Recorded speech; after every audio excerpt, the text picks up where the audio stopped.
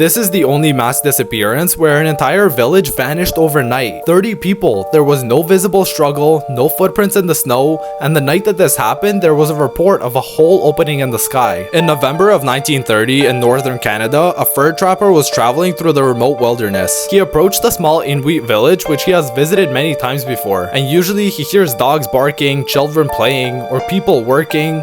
But this time there was no sound. He walked into the village, but there was nobody there. But the food was still hanging over fires, partially cooked. There were rifles leaning against huts, but these people, they never left their rifles behind. It was their most valuable possession that was essential for survival. Joe searched every hut, every building, and he found sewing needles with caribou sinew still threaded. It's like someone was mid-stitch, but they had to get out instantly. Their clothing was neatly folded, their personal belongings were untouched. But the strangest part is what happened to the sled dogs, because they were all starved, still tied to their posts. So Joe immediately alerted the Royal Canadian Mounted Police and they started an investigation. They searched the area, they interviewed nearby villages, and what they found was something disturbing. Several people in the area described seeing strange lights in the sky, like a massive glowing object. Some describe it as a hole opening in the sky the night before the village disappearance happened. But here's where it gets even more mysterious, because there were no footprints in the snow, there was no sign of where anyone went. And 30 people don't just decide to walk away and leave no trace behind. So they checked the nearby lake, which had no holes in the ice, there was no one that had drowned. They searched the surrounding wilderness and they couldn't find any bodies, they didn't find any camps. But then they discovered something even stranger. The village graveyard, it was disturbed. All the graves were dug up, but it wasn't by animals, it was deliberate. And all the bodies, they were gone with it. The Royal Canadian Mounted Police never solved the case. Until this day, it remains unsolved. But what do you think happened? Was it a mass abduction or maybe a natural disaster? Let me know your thoughts down in the comments.